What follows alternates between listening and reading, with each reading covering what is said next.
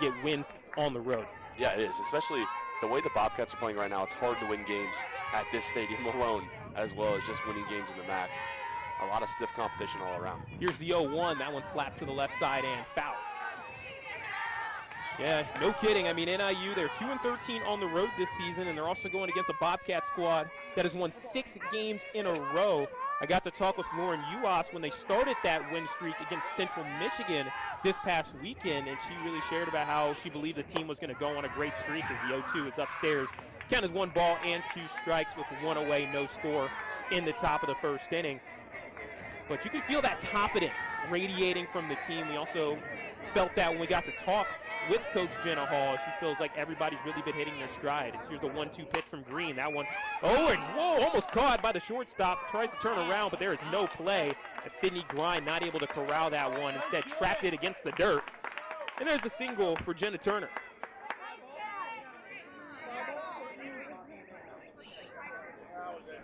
That one was coming pretty fast off of the bat. A tough play over there for Sydney Grind. And it looks like the umpires will have a discussion about this. Wes, do you think might have been a chance of a catch? She might have had it. I think she might have pinned it to the ground, though, unfortunately. They're going to call it an out, so go for the Bobcats. Yeah, so it was a catch after all. So an L6, a nice play for Sydney Grind, who's really come on as of late. That retires Jenna Turner. And here comes the big bat for NIU from yesterday, Caitlin Shoemaker. Green deals in the circle. First pitch fouled backwards for strike number 1. Shoemaker, 3 for 4 in game 1 of this series. Not 1, but 2 home runs and 4 RBI. I know, Wes, when you were talking about this matchup, she was a player that jumped off the screen to you. Yeah, yesterday she dominated everything that was thrown to her when the game was in the biggest situation late. Shoemaker was at the plate, and certainly the Bobcats weren't happy about that one. Well, she'll swing through that low pitch there. Count is 0-2 as Green doing a good job of getting up in the count. She's not had an appearance this season of over 2 innings, but she's going to look to change that today. The junior from Attica, Michigan will deal the 0-2. Swing and a miss, strike 3. First strikeout of the day for Ellie Green in a 1-2-3 inning to retire the side. The Bobcats will grab the bats when we come back for the bottom of the first inning. No score from OSF.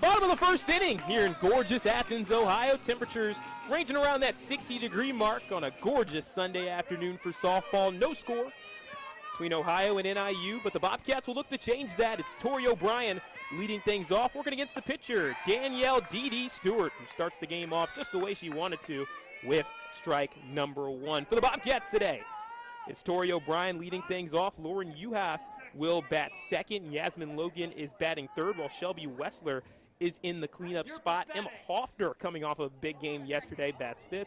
Izzy Wilson bats sixth, as it looks like the umpires having some sort of discussion here as Coach Hall will come to talk. But in the meantime, we'll go over the rest of this lineup. Sydney Grine is batting 7th, Brenna Farmer bats 8th, and CC Keidel bats 9th for the Bobcats. Inversely for NIU in the field, it's Danielle Stewart in the circle. Kara Cruthers is doing the catching today.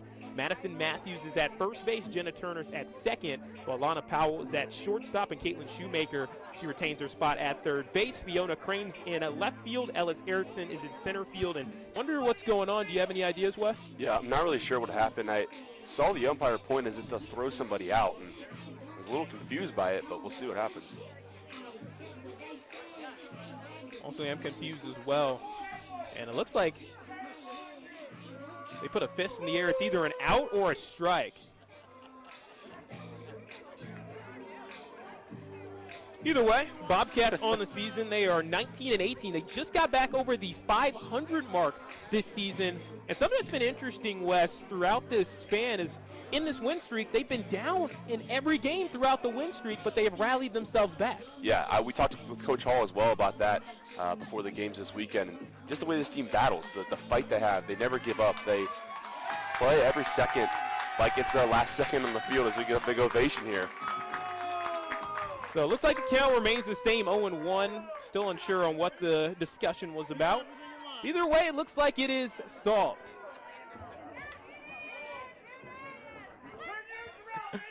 So we got a Bobcat staff member here ejected early on in this one. It's unfortunate, the 0-1. High and inside, and the count is 1 ball and 1 strike.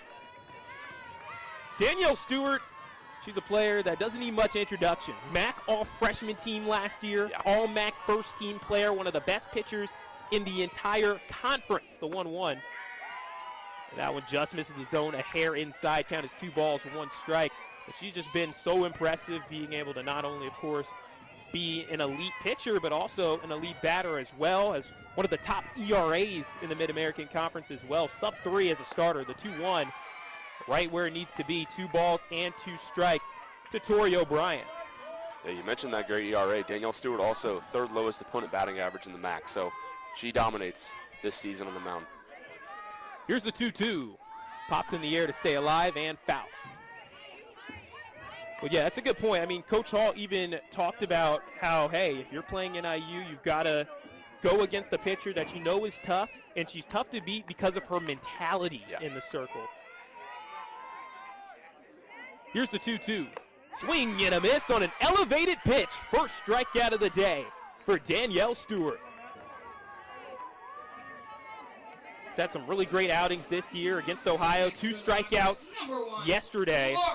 And then she had a 12 strikeout game against Kent State in her last MAC series before this one. So that's 1 up, 1 down. Here's Lauren U.S. She'll swing at the first pitch. This one should stay in the infield. Second baseman Jenna Turner makes the catch. So a quick 2 up, 2 down for Danielle Stewart. And here comes her biggest challenge yet. It's Yasmin Logan. Comes into this game batting .317, 26 RBIs, 7 home runs. She has been dominant ever since day 1 that she stepped foot on this Athens campus. So I'm looking forward to this matchup between the batter and the pitcher. Stewart gets the first pitch in the zone for strike number 1. Yesterday, Yasmin Logan, very, very good at the plate. Hit the ball in the screws a couple times. A couple tough plays made defensively against her, but she found her way on in a big way. She'll take the next pitch outside. Good eye there from Logan. Player that's from the Pennsylvania area, originally from Pittsburgh and attended Penn Hills, which you'll see a lot of players with Pittsburgh ties throughout this Bobcat lineup, as that one's foul tipped for strike 2. Coach Hall herself, of course, is coming off of a coaching stint at Pitt before coming over to Ohio the year before the last. Here's the 1-2 pitch. Swing and a miss, strike 3. 2 strikeouts on the day for Danielle Stewart. The pitching starting off strong here in Athens. No score as we head to the top of the second.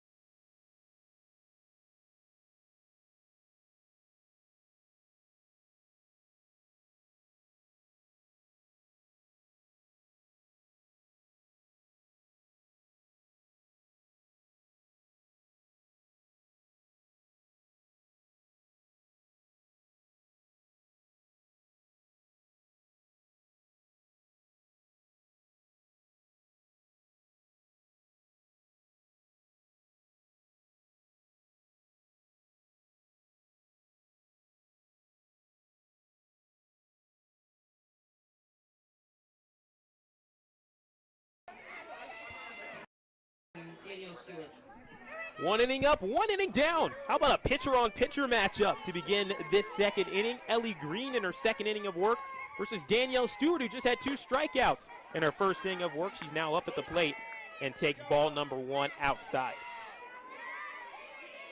It's such an asset, Wes, to be able to have a pitcher that can do this as well, too, because it gives you a lot of flexibility in the field as well. You can have more players in the field that can come in and just have an only defensive role if they want to. So maybe if you have a player that's kind of cold with the bat, but the defense is there, it's an asset to have that. Oh, it surely is.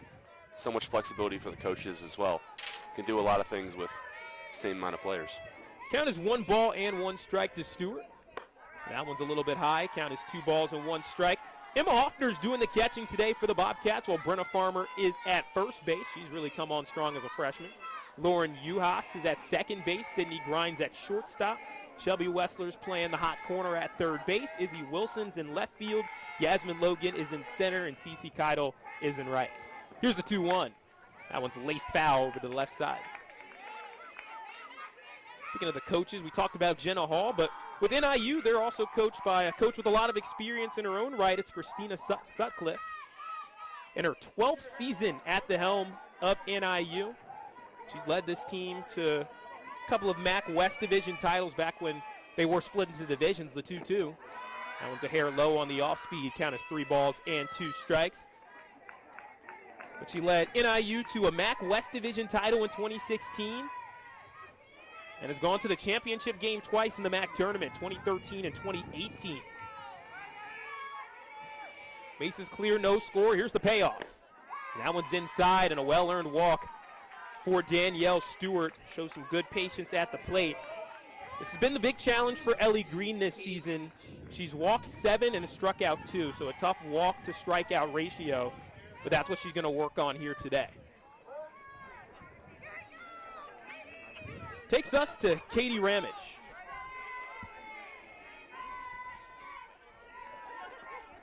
Ramage shows bunt on the first pitch and takes that one right to the stomach. Glad to see that she's walking that one off, but that's a free pass, second free pass in a row. And just like that, NIU on the base pass, and we know what the identity of this team, Wes. They like to cause chaos on the base pass, according to Coach Sutcliffe.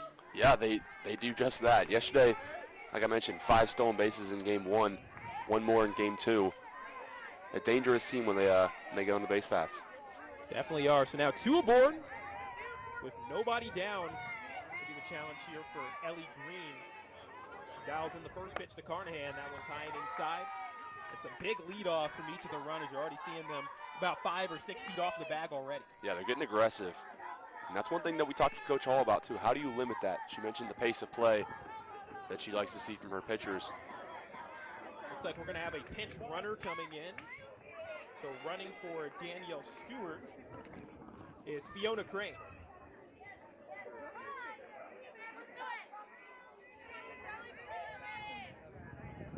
So Crane, sophomore from Evergreen Park, Illinois, comes in to pinch run.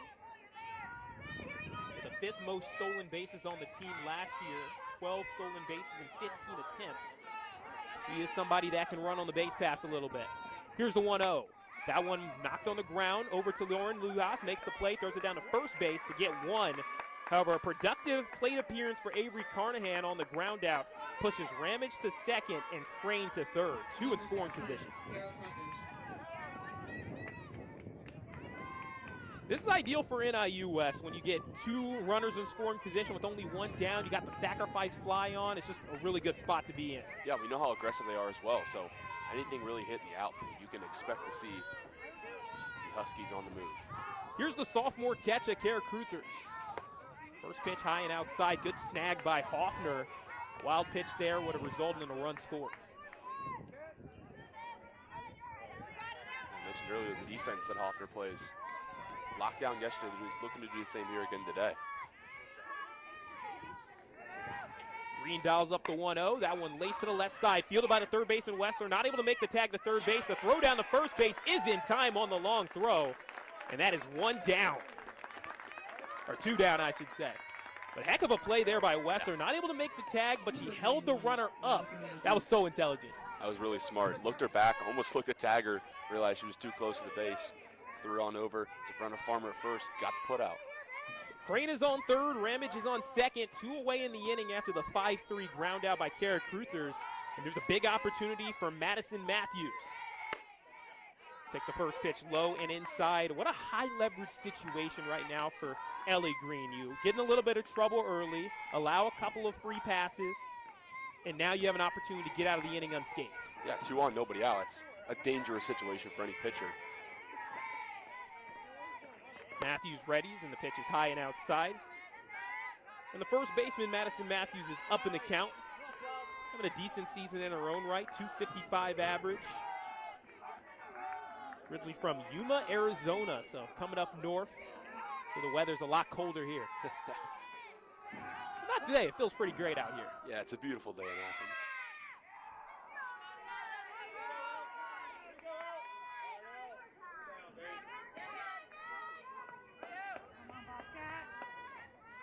Here's the 2-0 home. That one on the ground to the left side and wide of the third base bag for a foul ball. So much needed strike number 1 for Green. Player that's had some great success, especially at her last school, Jackson College, where she helped lead the team to a regional championship in 2022. Earning herself an opportunity to play at OU. That one popped in the air. This should stay in the outfield. Yasmin Logan makes the call, makes the catch, and Ellie Green hands 2 on the base pass. Some great work by the Bobcats defensively to hold NIU off the scoreboard. Bobcats will look to get onto the scoreboard when we come back for the bottom of the second inning. No score here in Athens.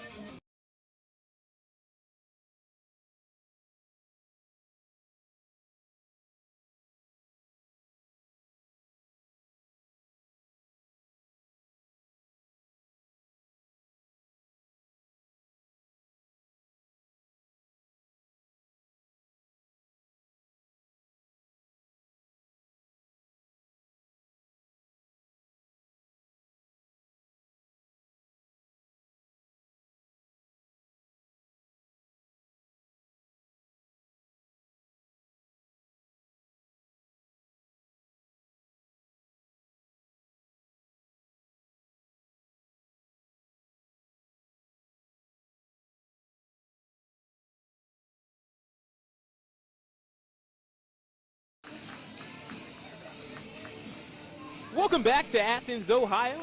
About an hour and some change southeast of Columbus. As the Bobcats and Huskies, game number 3 of the series, the green and white looking for a sweep over the red and black. Due up in the frame, it's the 4, 5, 6 in the order. Wessler, Hoffner, Wilson. Speaking of Wessler, she takes the first pitch for a strike from Stewart, who utilized a lot of different pitches. We saw her fastball, of course. She had a rise ball in the mix, and then also we got to see her off-speed play. It looked like a curveball to get her second strikeout of the day against Yasmin Logan. As that one blooped over to the right side, and a nice read by Katie Ramage to make the catch for out number 1.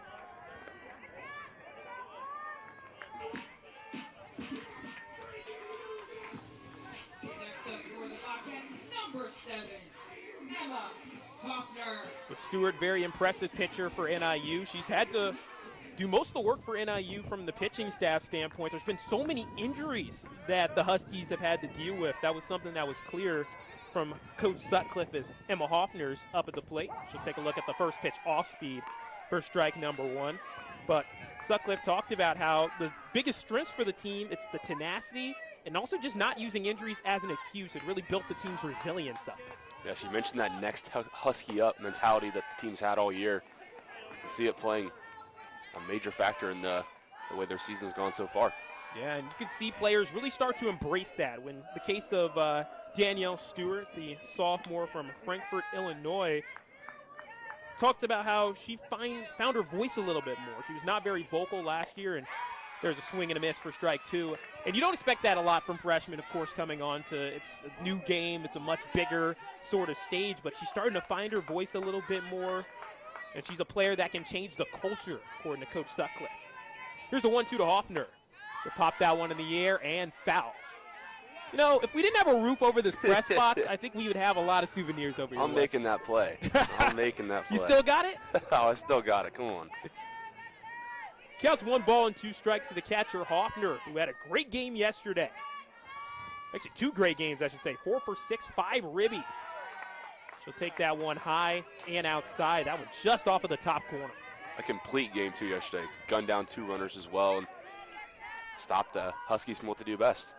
Yeah, good balance there for the catcher. It's one of the big ways to neutralize the stolen bases, the 2-2. On the ground to the third baseman, Shoemaker, and is in time on a nice throw.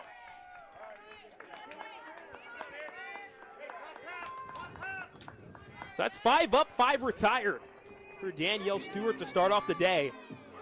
The Bobcats offense, it was humming a little bit in that first game, 11 runs scored. And Coach Sutcliffe said the last thing we want to do is get into a slugfest with this team. But when the Bobcats are in their element, they're hard to beat. As here's Izzy Wilson. And the freshman takes the first pitch for a strike. But how Coach Jenna Hall, she described the Bobcats' element as that looseness, having that balance. They're having some chants, having some singing along as well. The energy just being high, the vibes being good. That's when you know the Bobcats are really striving and they're really hitting their stride, I should say. It's also a confidence factor. Like yesterday, Bobcats are playing well. The confidence is high. It allows players to play at their best. Here's the 0-2. Good job by Wilson to lay off of that one. That's the benefit right there from Stewart getting up in the count. She can aim for pitches that may be outside of the zone every once in a while to see if you can get the players to swing on it. Shift is on, the 1-2. That one's fouled off, not able to be snagged by the catcher, Cruthers. So count remains the same, 1 ball and 2 strikes to Wilson. It's from our neck of the woods. She went to Olentangy Berlin. We're both Columbus guys. And she also is from Columbus, playing in the great OCC. There's a lot of great teams over there. The 1-2, that one's inside just by a hair, and the count is 2 balls and 2 strikes. I think Coach Sutcliffe not liking that call. Just a little bit of a wander out of the dugout there. You can see, though, the third baseman pinched in between second and third, shortstop between first and second as the next pitch, fastball, not able to be framed up, and the count runs full. But you can see second baseman, first baseman, and shortstop all in between the first and second base bag right now on the shift. Here's the 3-2. Check swing at that one, and she laid off of it. Wilson takes the walk. And that's really impressive, Wes, because she was down on the count 0-2, and she came back to get a walk. We mentioned yesterday with Sam, it's impressive that these Bobcat hitters, they're aggressive early in counts, but they're also patient. They wait for their pitch. And I mean, if you don't see it there, you obviously take the walk all day.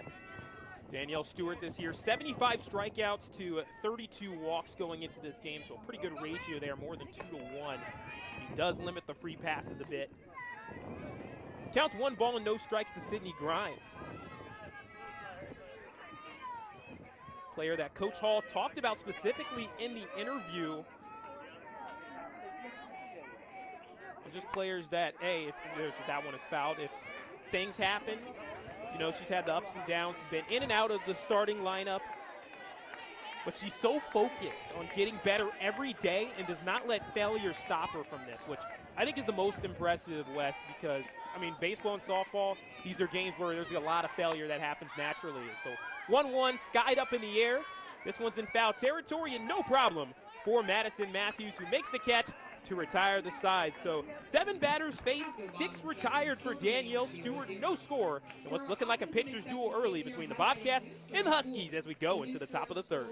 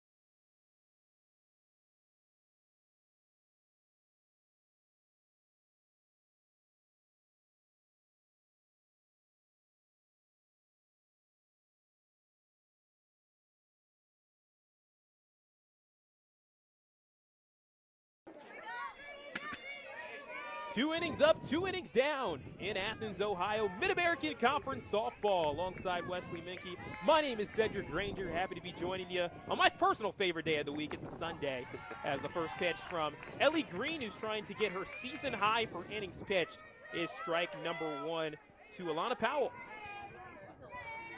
Powell from Chicago, Illinois. That's great recruiting base for Northern Illinois, not too far away from Chicago. Got to spend a lot of time up there this past summer.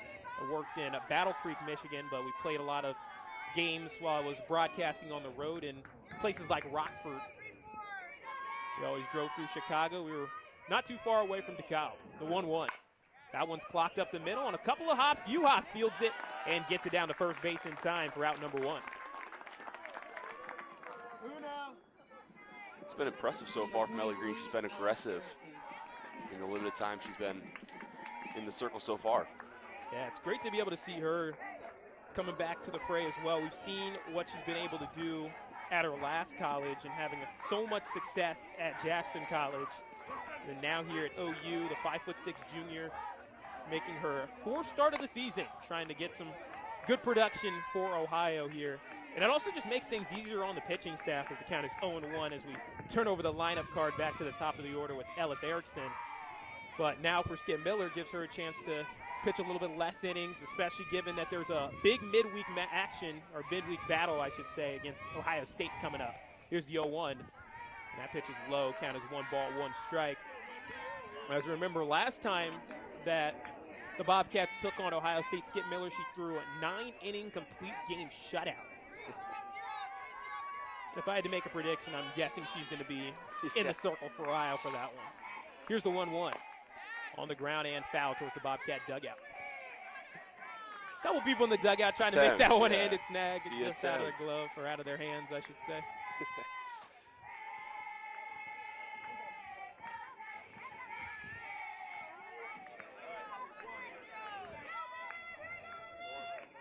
Count is 1 ball and 2 strikes to Erickson.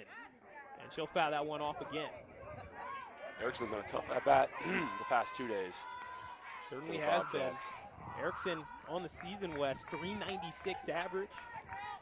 She had a fly out to right field last time she was up, but she did get it pretty far out there. Here's the 1-2 from Green. That one is clocked. Over to left field. Wilson tries to get it and can't get it. This is extra bases right here for Erickson, and she's in with a stand-up double for NIU.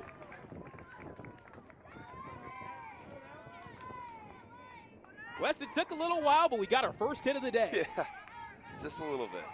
Number 4, Jenna Turner. That was a great plate appearance by Erickson as well. Yeah, very much so. She saw the high pitch coming in pretty well, able to get the most out of that one and made it a tough play for Izzy Wilson against the wall. Here comes Jenna Turner up at the plate.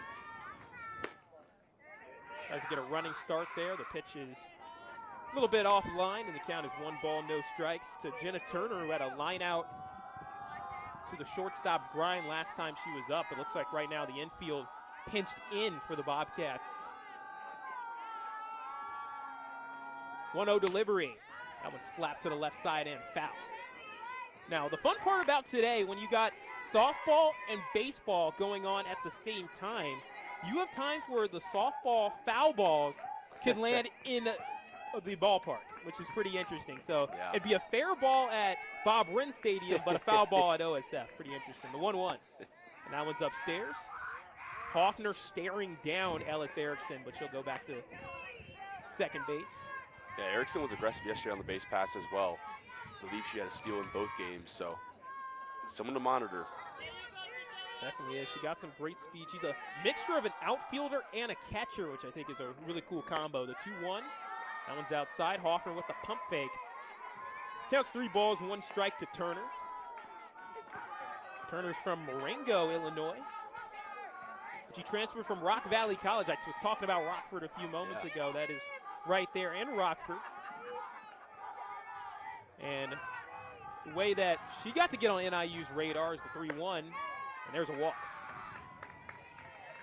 But she got on NIU's radar because Rock Valley College and NIU, they always match up in fall ball against each other. which is very common. You see schools from other divisions, as long as you're regional, you play each other. Like Ohio plays Ohio Dominican when it comes to softball and fall ball. But she played so well, NIU gave her an opportunity to come play with the Huskies in the D1 level. So pretty cool to see that.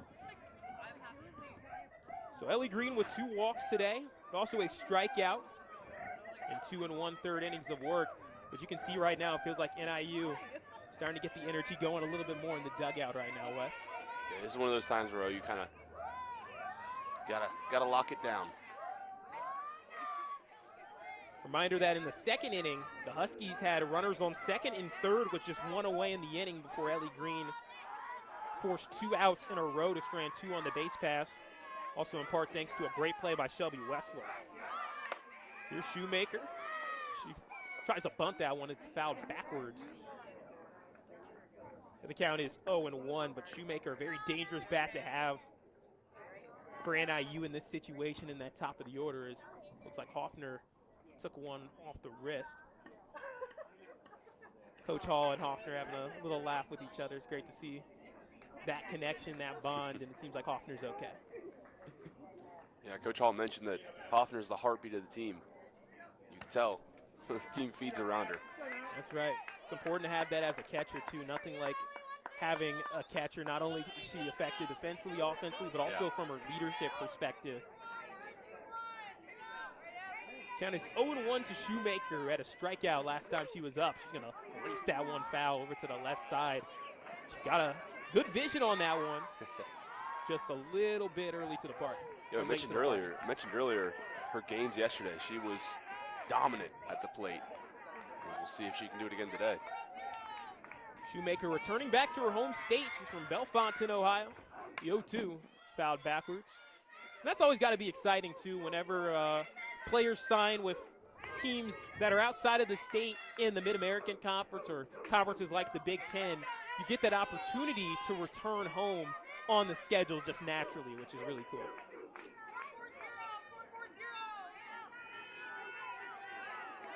Here's the 0-2 pitch. That one is on the ground, right to Wessler. Steps on the third base bag for 1. The throw across the diamond to the first base bag is in time. A double play. And what a day for Shelby Wessler to keep NIU off the scoreboard. Right into the bottom of the third with no score here from Athens, Ohio. Stay with us on Ohio Bobcat TV.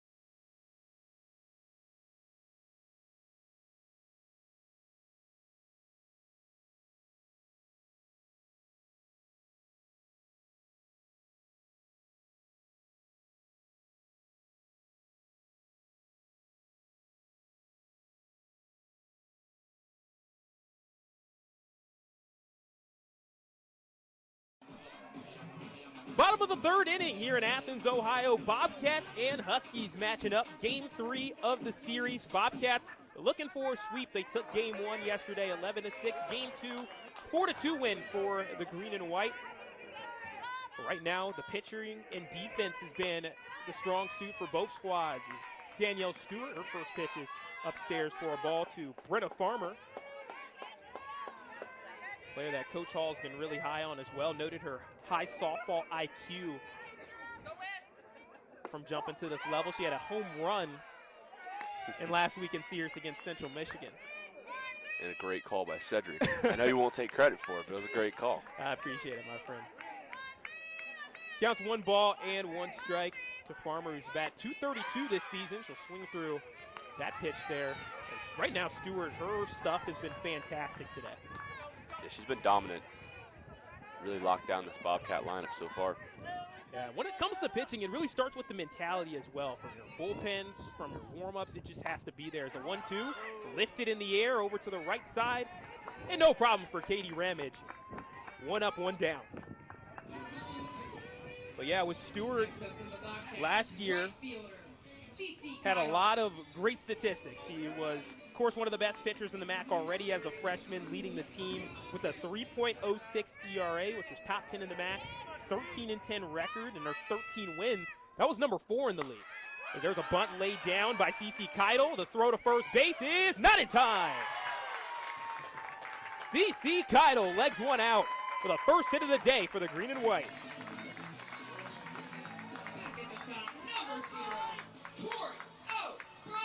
Sometimes there's nothing like a well-placed bunt, Wes. Yeah, when you got a pitcher dominating like Stewart is right now, you got to make small ball work, and Keitel does just that. Turn over the lineup card back to the top of the order with Tori O'Brien, the designated player.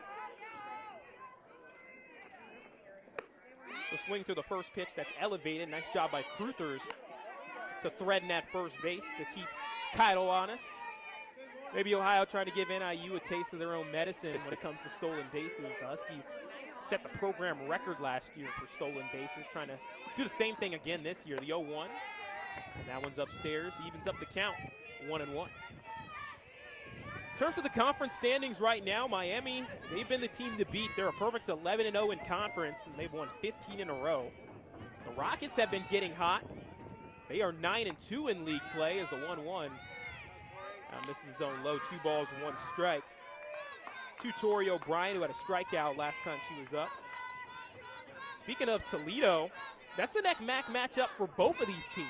NIU takes on Toledo coming up this Friday as the 2-1. It's there for a strike to even up the count. The Bobcats also get their sort of bye weekend. They don't have to play any weekend games for the first time in a while. But they will take on Ohio State in a midweeker, and then next Tuesday against Toledo, the 2-2. And the count runs full, 3 balls, 2 strikes, 1 away, no score. 1 hit apiece for the Bobcats and the Huskies. Western Michigan and Akron, they're tied for 3rd right now, both 7-4. Bobcats hanging in the mix. They're 7-6 in conference play, 3-2. That one is chopped on the ground over to the shortstop, throws it down to first base, takes her 1. Nice play by Powell. However, O'Brien does push up Keitel into scoring position with 2 away in the frame. The Bobcats right in that 5th place spot. Kent State is in 6th. Buffalo is also tied for that 6th place spot. Central Michigan 3-5. They're near the bottom, and then the bottom 3, Ball State, NIU, and then Bowling Green. They've all struggled this year. But things can change in an instant as UHAS lost the first pitch in the air. Powell makes the call, makes the catch, and retires the side. Danielle Stewart gives up her first hit, but it still kept the Bobcats off of the scoreboard. No score as we head to the 4th inning. Bobcats and Huskies in Game 3 of the series.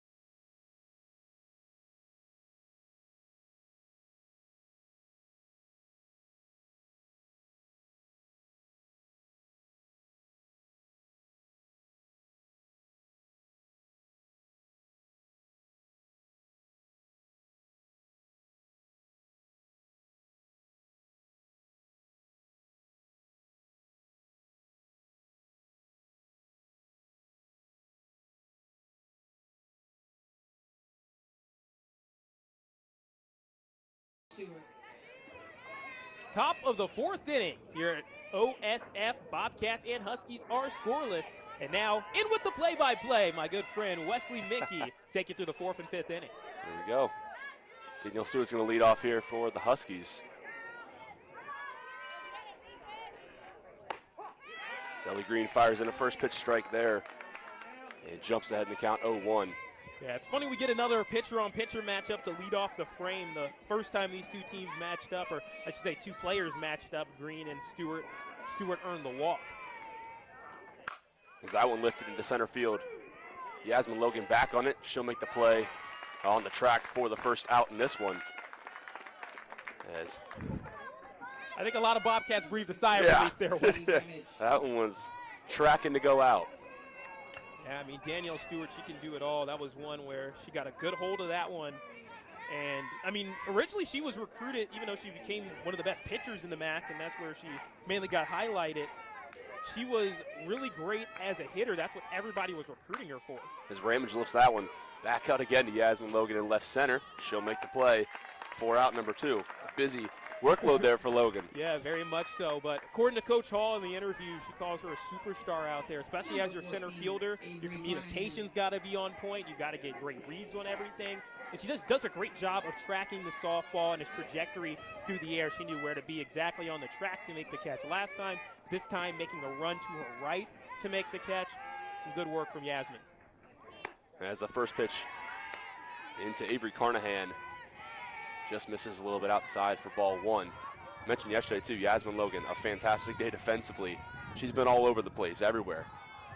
That's what you need. There's been some big defensive plays all around. That's why, of course, the game is scoreless as is. Ellie Green, she's been pitching really well, but she's also had some good help from her defense too. Shelby Wessler with the 5-3 unassisted double play to end off the third frame. Also had a really nice play to hold a runner at third base and threw it to first base to keep the inning scoreless.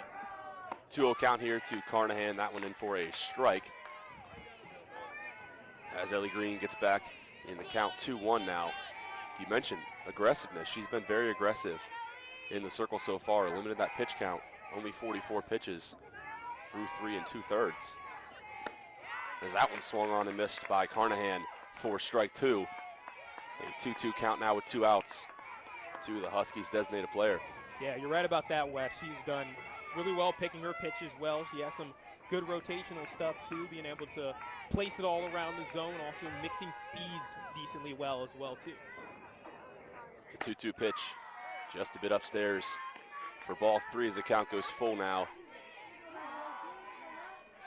Yeah, it was a nice job by Carnahan laying off the rise ball that time. It's interesting. With the payoff pitch, you got to throw your best one. Yeah. What you got? See what Green's got here. As she delivers the 3-2 pitch, swung on, hit down to short. Sydney Grind picks it up, sends it over, just not in time. Is beat out by Carnahan at first for the infield single. That's NIU Husky softball right there in a nutshell. Any hit that's deep into the hole, this team can run. They practice running more than almost any other skill during practice, according to Coach Sutcliffe. And we asked her in the interviews, what do you do? Is it something that's just been trained a lot, or is that something you specifically recruit? She always talked about how you just recruit the best athletes that you can. And it seems like it's been a really effective recruiting strategy, especially, too, with NIU. You have such a big city in Chicago nearby. Yeah. You also have recruiting bases in Wisconsin and in Iowa. It really helps out for this team to find some really good talent. 0-1 count here to Kara Crothers. As that one misses upstairs for a ball. We've seen a defensive battle here big time as Crothers has been dominating behind the plate. Now she gets her chance at the dish. The 1-1 pitch. Has another one in there, but takes off for 2 and thrown out. That's a great play by Hoffner behind the dish. Again, the defensive skills of Hoffner paying dividends as she cuts down Carnahan at second. And we stay scoreless here in Athens as we right back for the bottom of the 4th inning. Still scoreless.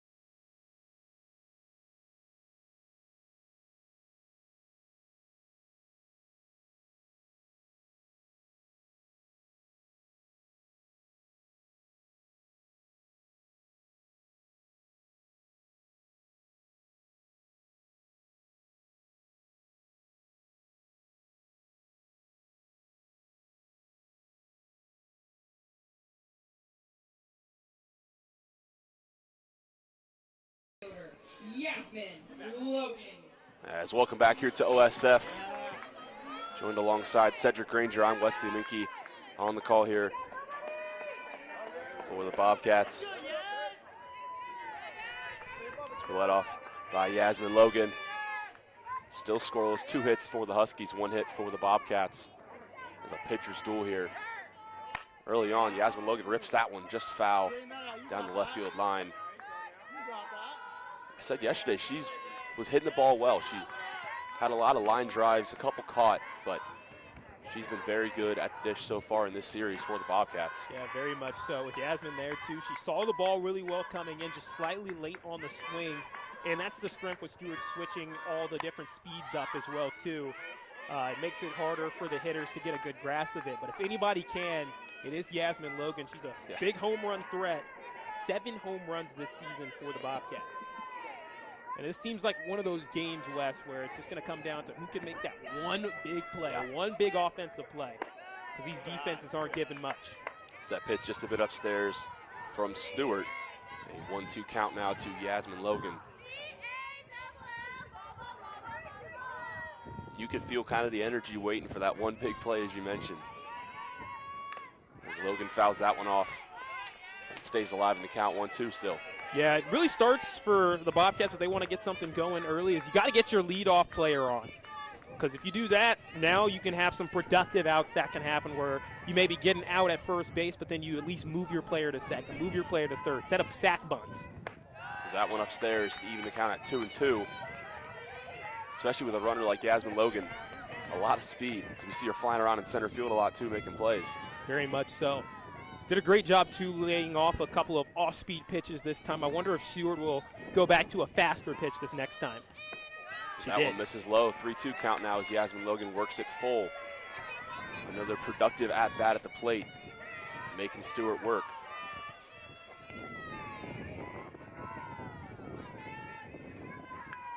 The payoff pitch from Stewart. Logan rips that one down the third base line and into the outfield for a single. As the second hit of the game for the Bobcats. Yasmin Logan finds her way on. There it is, Wes. Like you said and like we were talking about, get your leadoff player on. If you get your leadoff player on, that's going to be the recipe for getting somebody to score. Now here's the challenge for the Bobcats. Can they move around your runners? Can they get maybe a couple deep fly balls, maybe a sack bunt, something like that could be very helpful for the green and white. As Wessler squares around, she puts it down. It's hit down the third base line. What a great bunt. She's going to beat it out. Logan's going to move it to second. As a tough play there. Caitlin Shoemaker diving in from third. Really just swatted the ball further down the first baseline away from the rest of the defense. Yeah, I mean, Shoemaker, she read that like a book. She knew the bunt was coming, but just was too far in front of her outstretched glove there. And then, unfortunately for her, it deflected and ricocheted out of play.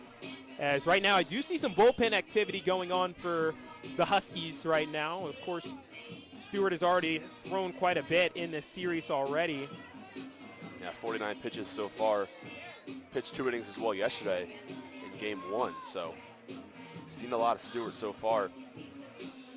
And a big opportunity here for Emma Hoffner yesterday. Very hot at the plate. 3 for 3 in game 2 with a single, a double, and that big home run. As the Bobcats won that one 4-2. Now 2 on, nobody out. As she squares the bunt, pulls it back late for a ball.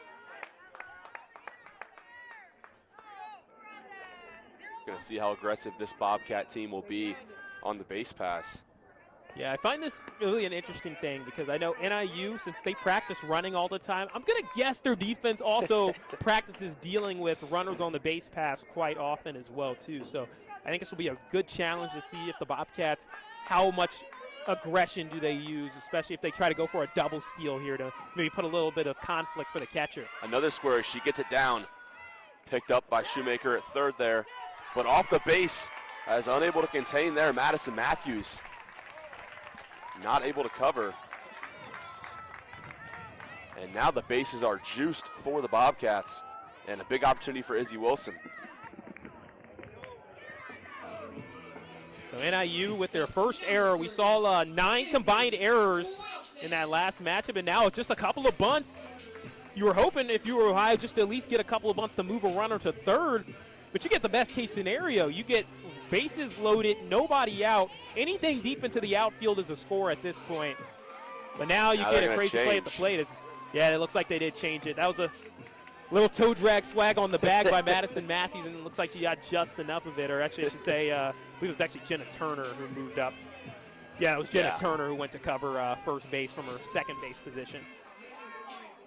So the big shift on again here for Izzy Wilson at the dish. 2 in scoring position as Coach Sutcliffe going to run out to the circle for a quick visit. So big opportunity. Yes, I believe so. I think right now, if you're a coach, you just want to go remind your team what's the situation here. You got 2 runners on the base paths. You know you can't concede a run in this situation. What is the mindset? What's the game plan? Just get your defense right. And sometimes just utilizing that time could be so helpful for the players and for the coaches, especially given Sutcliffe's experience of 12 years here at the helm of NIU. I think Coach Hall probably looking to get this ball in play somewhere, score a few. As the first pitch to Izzy Wilson in there for a strike, catches the outside edge of the plate. Yeah, I agree, Wes. I think the crazy part about this game, like I said, it doesn't seem like offense is going to come too easy. So anytime you have a chance to score, you got to make it work. As that one ripped out the right center field, it's going to get off the top of the wall. Show round second. 2 runs will come in to score, and the Bobcats jump out and grab a huge 2-0 lead here in the bottom of the 4th inning. What a play there for Izzy Wilson. The freshman coming up big. This is a huge situation here, high leverage. You know you need to score a run here, and they got something to happen. As it does look like Izzy Wilson is actually out at second base. She might have got tagged out, I think, at second base. But either way, it's still 2 runs for the Bobcats. They will take it after the put out. A 2-run double there for Izzy Wilson. Sydney Grind takes a first pitch strike there from Danielle Stewart. So, Wes, when I'm on play-by-play, 3 innings, no scoring. You get on play-by-play 1 inning, 2 runs. I think they were just waiting for you, man. Yeah, they were waiting for you. As that one fouled off by Grind over by the NIU dugout. 0-2 count now with 2 outs here. See what the shortstop can do. Yeah, but that was an absolute blast by Izzy Wilson a few moments ago over to right center. Almost left the yard. She was very close, probably about a foot or 2 off of that. And fortunately, though, for her, when she was going back to second base, it looked like she did get tagged out on that. So it did clear the base pass, so Bobcats doesn't look like they can add more unless Sydney Grind can make something happen here, which she has done that before. She had a home run last weekend against Central Michigan. And then also had a home run against Miami last year, too. So she has some significant power to her bat. She takes that one upstairs there for ball 2 as that evens the count at 2-2. Here with 2 outs in the bottom of the 4th. Sydney Grind, she's from Illinois herself, going against an Illinois-based team. As that one shot into center field by Grind, as she'll jump on board and keep the inning going for the Bobcats. Brings up the first baseman, Brenna Farmer. Tell you this, what a productive inning right now for the Bobcats. 1 hit through the first 3 innings. Now they're up to 5 hits after a 4-hit 4th inning. There's waiting for us to change the call, Cedric. That's all it was. Stewart readies and fires in the first pitch to Farmer. That one just misses the outside edge there for ball 1. One thing I noticed big time from Farmer yesterday, very, very patient, waits for her pitch. And when she gets it, she can drive it a long, long way. As that one squirts away behind the catcher, Kara Crothers, and Sydney Grind's going to move it to second on the pass ball. And a 2-0 count now, and a runner in scoring position for Brenna Farmer. Another big opportunity for the Bobcats to blow this one open. Yeah, we're starting to see some mistakes happen from NIU. We had a couple of plays where they just weren't able to secure, which would have been some insane defensive plays if they happened. But also the fact that they've had that situation where they were almost off the bag one time, and fortunately for NIU, it did get reversed. But Now you add that pass ball, you put a runner in scoring position. Just like that, Bobcats have a chance to cash in for some more. As Stewart hits that one in, as Farmer dribbles it out to Stewart, she flips it over to Madison Matthews to retire the third out. A big inning for the Bobcats as they jump out 2-0 in this one. A couple hits and a couple runs as we head to the top of the fifth. Bobcats lead 2-0 in Athens, Ohio.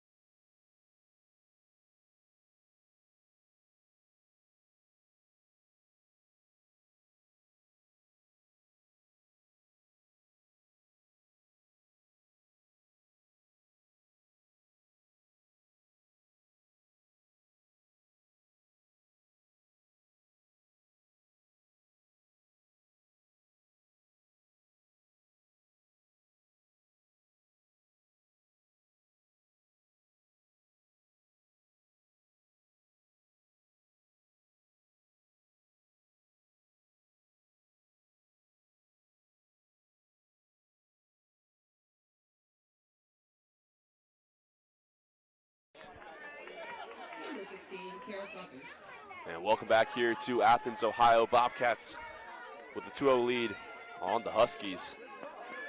Ellie Green out for another inning of work as Kara Carruthers takes a first pitch ball there to open to the top of the fifth. A nice productive day so far for Ellie Green as she's limited the Huskies in a big way. Yeah, just trying to sustain that as well, too, as the game goes on. You know, you start to feel a little bit of the fatigue, but just continuing to keep that strong mentality in the circle is going to be the big thing here for Ellie Green. And, you know, before this game, her longest start was just 2 innings pitched, and look at where she's at this point, too.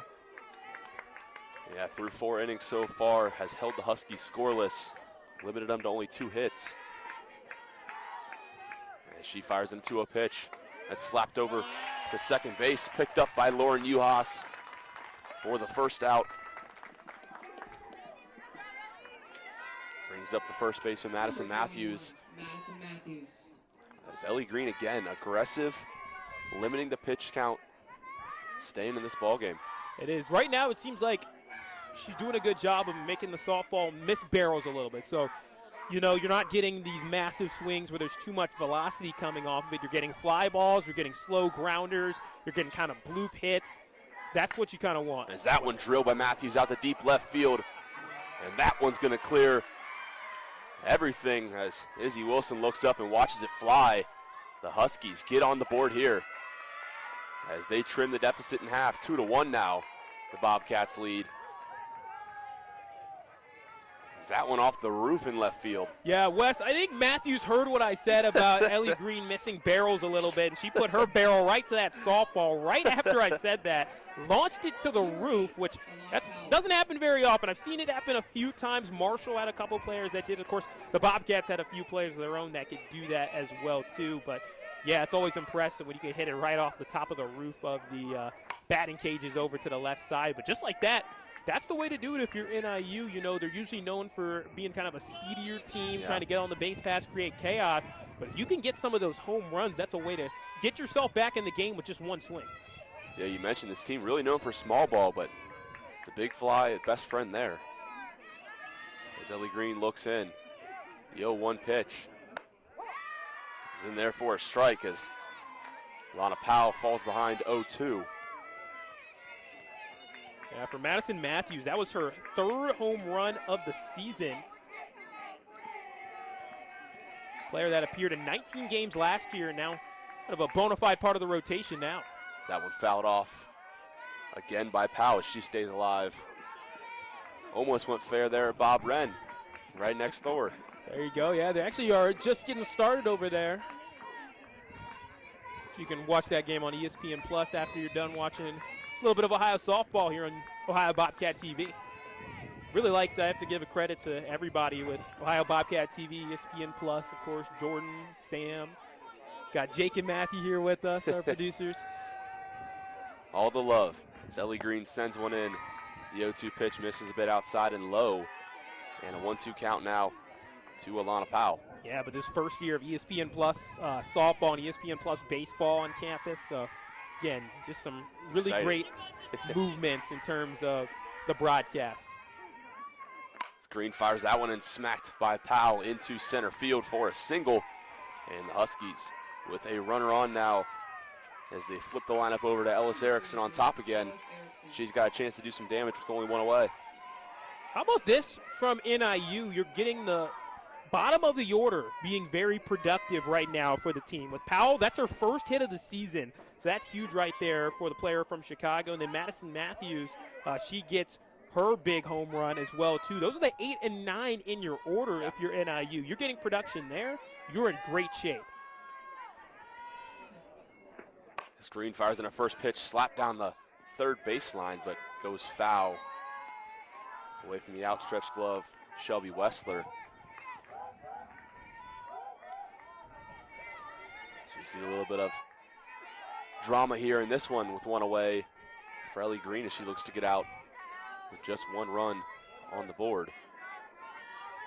It's the 0-1 pitch here to Erickson. Slapped down the third base line, picked up by Wessler. She sends it over to second for the first out. Back over to first, but too slow as Erickson beats it out. The fielder's choice with the first one there at second. Number 4, Jenna Turner. So that'll bring up Jenna Turner now with 2 away. A nice play there from Wessler, cutting down the lead runner. Yep, that's what you want to do in that situation at least. Be able to keep a runner out of being in scoring position, deal with the leadoff runner. You don't get the first one, that's okay. At least get the leadoff runner to make it a little bit less pressure for Green. It's the first one in there for a strike as Turner, known as a slap hitter, looking to slap one here. Find some green space. As Green looks in. The 0-1 pitch. Slapped foul there. And a nice play from Coach Hall in the dugout, the one-handed snag. Yeah, she was quite the player in her day as well, too. If you didn't know, she played for the Illinois Fighting Illini and had a phenomenal career over there in the Big Ten. Found out yesterday she still is the all-time leader at Illinois in intentional walks taken. So a little Barry Bonds-esque of Coach Hall. Yeah, shows her presence. Rather 1-2 just take count the now. walk. You'd rather just take the walk in that Exactly. situation. 1-2 count here with 2 outs to Jenna Turner. As Green readies. Fires this one in. Slap foul again. Is that one off the light pole? Almost had our chance. If there's a Happy Gilmore rule, that's an out. Savannah Bananas rule. That's an out. Everything's in play. I know they're coming to Columbus very soon, Savannah Bananas. Sometime soon.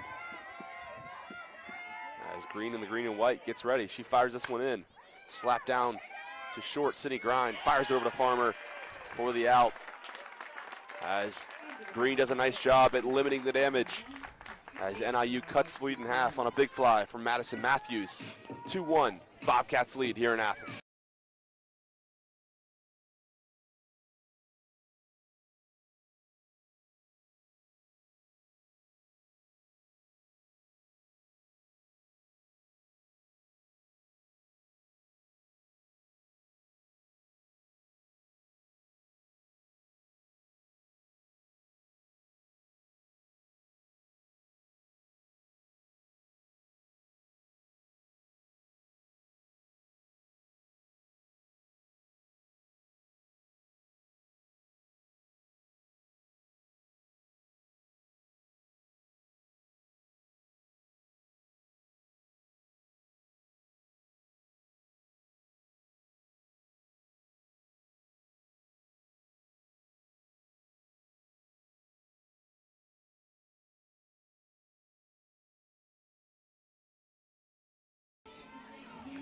Welcome back here to Athens, Ohio. Bobcats lead the Huskies 2-1 as we head here to the bottom of the 5th inning, led off by Cece Keitel, the 9-hole hitter, the right fielder for the Bobcats. as she was able to put the first hit on the board for the Bobcats today. Kind of started that trend as she swings past a first pitch strike there from Danielle Stewart, out for her 5th inning of work as well. So you've seen a little bit of a pitcher's duel. Offense kind of flaring up here later, but through the first 4 innings, well, 3.5, I should say. A pitcher's duel indeed. Very much so, and it still is, I guess, by definition, with just a couple of hits here giving up, and Stewart just trying to limit the damage that last time as she gave up 4 hits in that 4th inning as the Bobcats. You know, second time around the order, you start to get a little bit more adjustments made. And I know CC Keitel, I mean, today Bobcats got their white jerseys on. It's kind of like a snowball going downhill, and you kind of created yourself an avalanche of runs. That's what it's like right now for the Bobcats throughout that end of the 4th inning, or I should say end of the 3rd inning into the 4th inning, and to look to keep it up here in the 5th, especially now that NIU's threatening after that 1 home run they had earlier in this inning. 3-1 count now to CC Keitel. Stewart readies as that one fouled off. And a chance here for Crothers, but Stewart takes control and makes the play right to the right of home for the first out.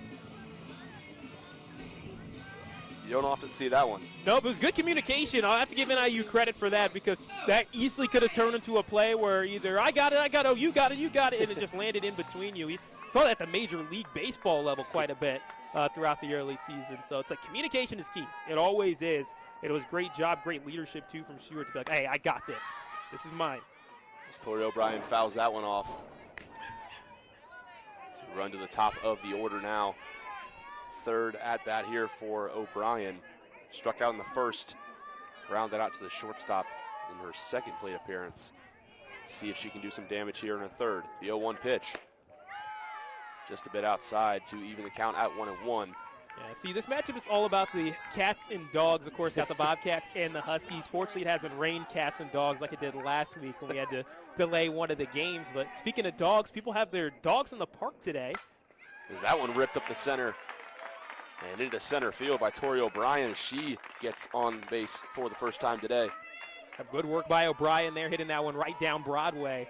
But there was a dog that was up in the bleachers, and one of the foul balls almost hit one of the dogs, which was crazy. I was like, I'm glad Fido was all right, but yeah, you got to be careful.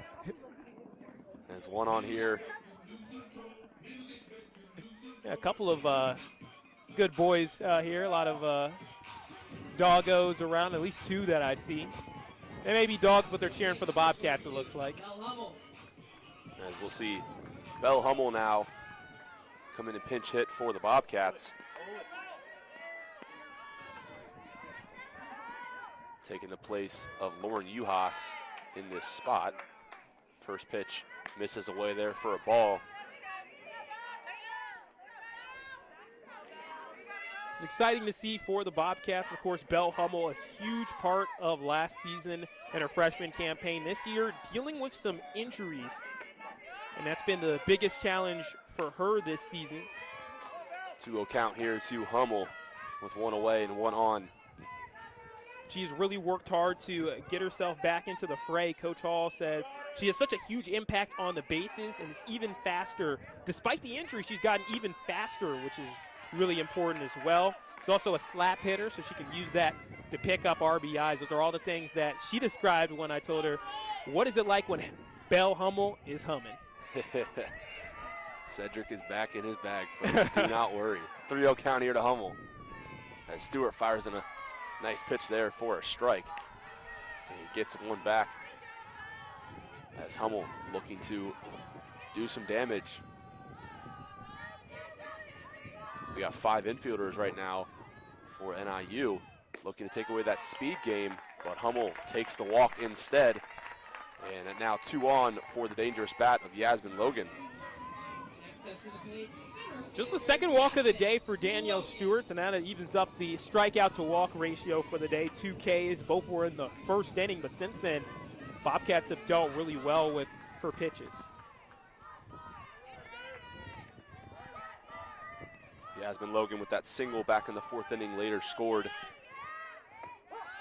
the first run of the game for the Bobcats on that big 2 RBI double by Izzy Wilson.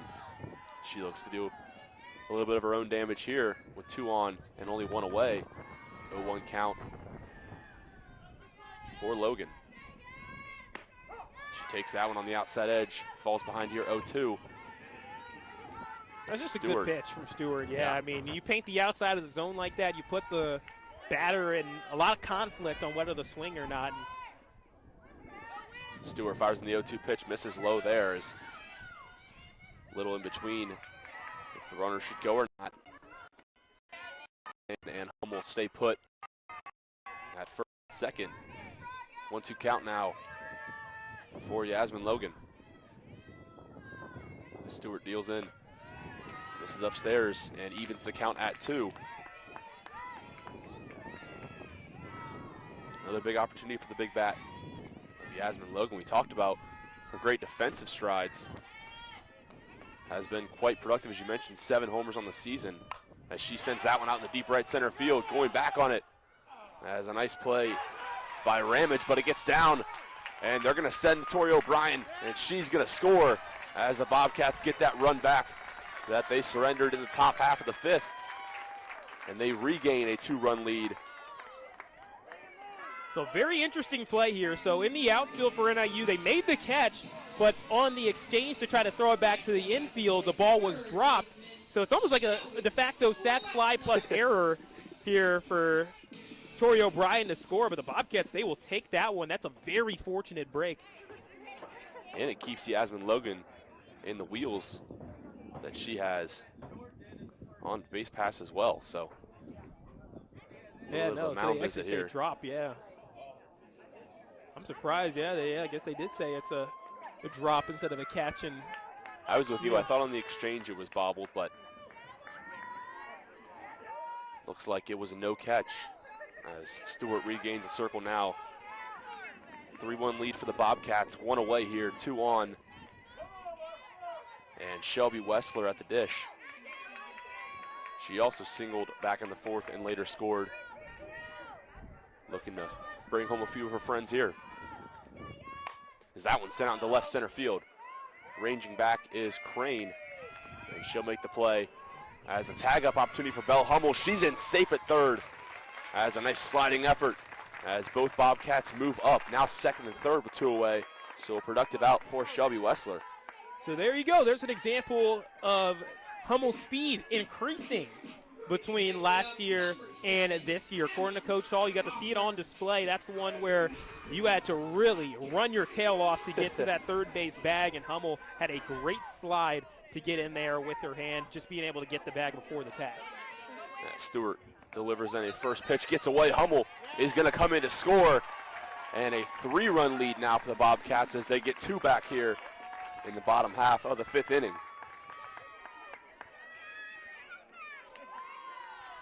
There's a few mistakes here for the Huskies. Have started to snowball, as Cedric said.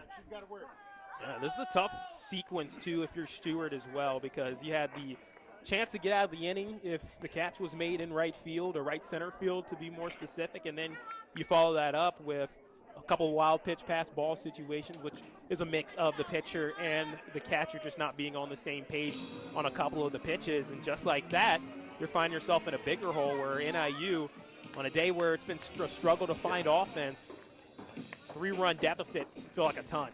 Yeah, feels like you're almost giving away runs, which obviously no one likes to do, but to a dangerous pitching team like OU, got to be careful.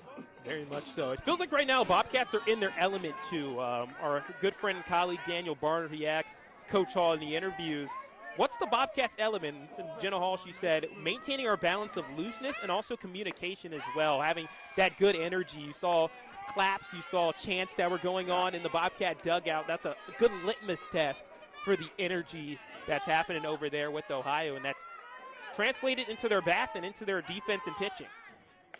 As that one deflects off the elbow of Emma Hoffner, she'll take first on the hit by pitch. So now runners on the corners, and a big chance here for Izzy Wilson. Knocked about that 2 RBI double she had back in the 4th inning.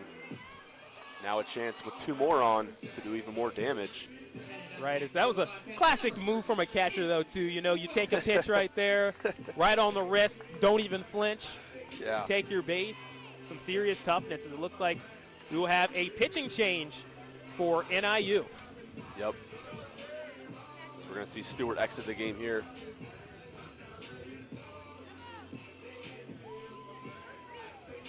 So new pitcher. Looks like it might be Lily Castle, who pitched yesterday for the Huskies as well. So back-to-back days with some action for her. Yep, so for Danielle Stewart, that's 5 2/3 innings of work. It's not too bad for a start. Gave up 4 runs. In terms of earned runs, we'll take a look at the live statistics to give you what's exact, because I know some of these runs here at the end, they probably will not go down as earned runs because of the error on the drop pass or drop ball in the outfield. Or I should say 4 2/3 rather, not 5 2/3, 4 2/3. So according to stat sheet, 4 2/3 innings pitched for Stewart. Gave up 6 total hits, 4 runs. Only 2 of them are earned right now. 2 walks and 2 strikeouts for Danielle Stewart. Both runners on as well will be charged under Stewart as she exited. Yeah, I believe they won't be earned runs, though, due to the error that happened, but we shall see how that's all scored. But, yeah, here comes Lily Castle to the fray. Another player on NIU that's from Ohio, so she returns back to her home state to be able to pitch here, which I know that's got to be important because she was fantastic at the Ohio high school level. She was a Division II state champion for Keystone High School, where she posted a 30-1 record as a pitcher. Unstoppable over there. That is dominant. She also recently came back off of injury just in their last MAC series against Kent State. Castle returned to the fray for NIU. So that's really a big addition to have for the Huskies, that Castle is back and pitching for the Red and Black. We'll say they're going to need all their pitchers, especially for what's coming up next, is they're going to do some more switching in the outfield here. So be on your toes for certain rotations, it looks like. Yeah, it looks like we have a new fielder, it appears. So coming in, it is Courtney James, the outfielder. She's going to step in, it looks like, to right field.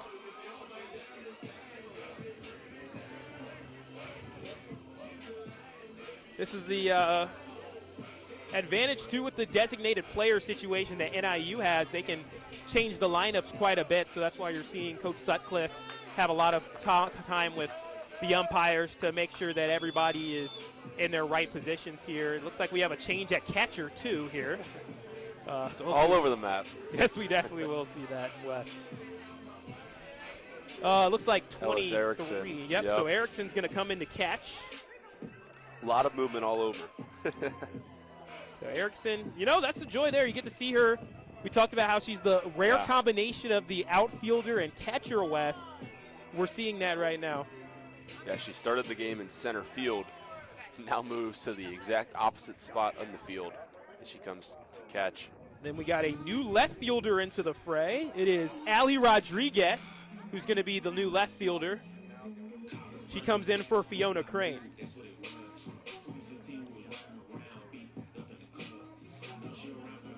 Okay, so Stewart's going to stay in the game as well and play first, so interesting. Even more movement. Matthews out, Stewart in.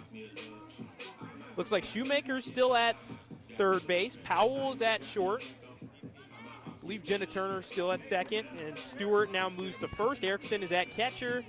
James is in right field. New center fielder. That's who we got to see. I think it's a 15 out there. That looks like Katie Ramage moved over one spot to center. So you all listening at home get to see the process live of all the things that we're going through here as the lineups have switched. But there it is. I think we got you all covered here. So it's got a new pitcher. It's Castle, who's pitching in the circle. First pitch in there for a strike to Izzy Wilson. Runners on the corners again for the Bobcats. 2 away and 2 already in this inning. Like you mentioned, Wes, Castle has pitched in this series before. Stuck in between there. A tough play. As Yasmin Logan's going to come home to score, that run will count. And a throw down now, and she's safe at first. What a play there by Emma Hoffner. The heartbeat of the team, she finds a way as she gets back to first. Really made the defensive play struggle there for NIU as the Pickle unable to shut down Hoffner, and Yasmin Logan runs home. Yeah, why not challenge Erickson coming into game as a catcher? Your second pitch that you have to deal with. You got runners on the corners and made it a dangerous situation. But look at that. Hoffner pulls a rabbit out of her hat, gets to first base, and Yasmin Logan will say, thank you very much. I just stole home. A 1-2 count now with 2 away. Swung on and missed for strike 3 as Wilson set down on strikes. But the Bobcats come back in a big way. They get 3 more home. A 5-1 lead now for the Bobcats over the Huskies as we head to the top of the 6th inning here at OSF.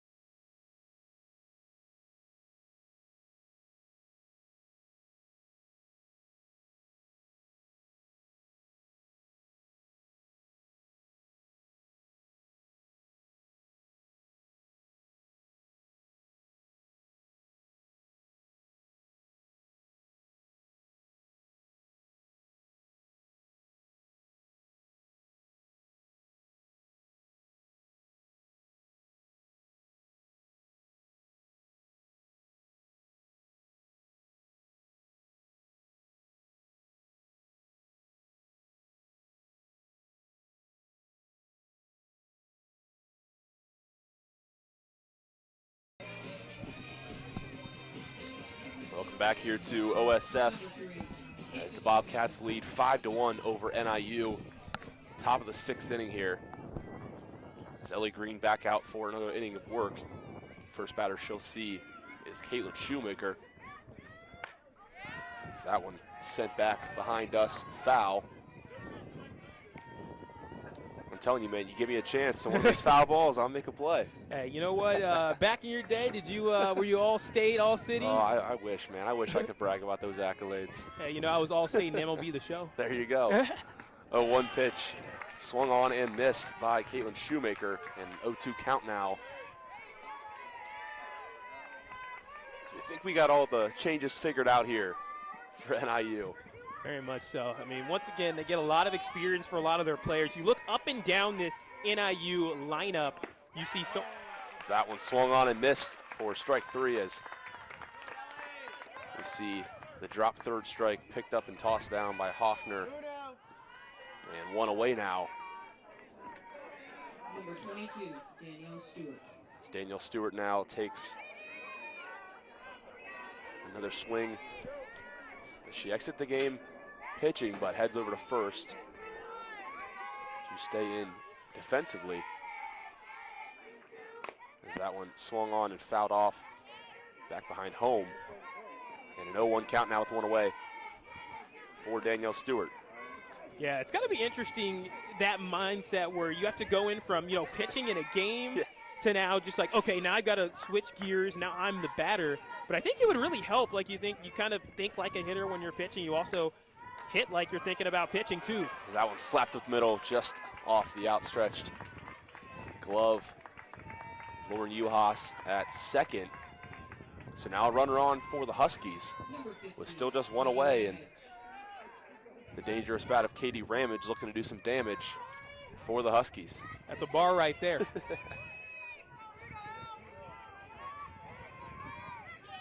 I mean, NIU, they need to at least get 2 back in this inning, in my opinion, especially with the 6th and 7th inning coming up. This is the last chances. You got to get something, and that'll help. That one is smoked on the ground into left field, and Ramage does damage on that, and a pair of base runners now.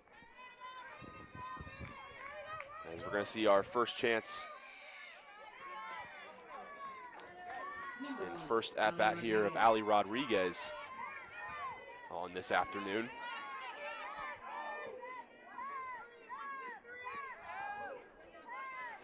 So yeah, our first time getting a chance to see Rodriguez bat today. The outfielder's from Romeoville, Illinois, and she's a huge stolen base threat, of course, in her own right. If she were able to get on the base path, she had a 3 stolen base game last year against Ball State. She's a player you definitely got to watch for that. 0-1 count here to Rodriguez. The pitch from Green just misses away, as the fans here at OSF not too fond of that call. Yeah, I mean, the atmosphere very lively here today, and that's something that you love to see for the Bobcats. And Coach Hall, she really talked about how big that is for the team as well. Over the last couple of weeks, Bobcats way more home matchups. The chance here, sent down to Grind at short. She'll pick it up and toss it over for the second out in this inning. Both runners move up, and now 2 on and 2 outs. So here we go again, a very high leverage situation for Green.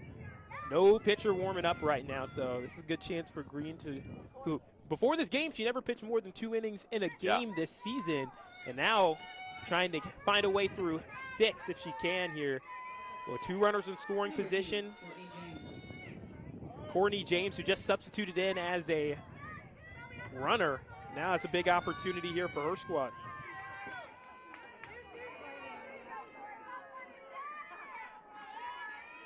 Two away here as the pitch from Green misses upstairs for a ball. And you mentioned Courtney James now, her first chance at the plate as well.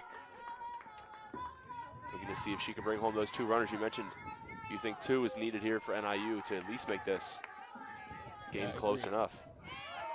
As that one misses upstairs, and a 2-0 count now to number 2. I think it's interesting because James and Rodriguez, we saw them as starting outfielders a lot last year. Now I feel like there's just been so much depth on this NIU team that they kind of rotate through.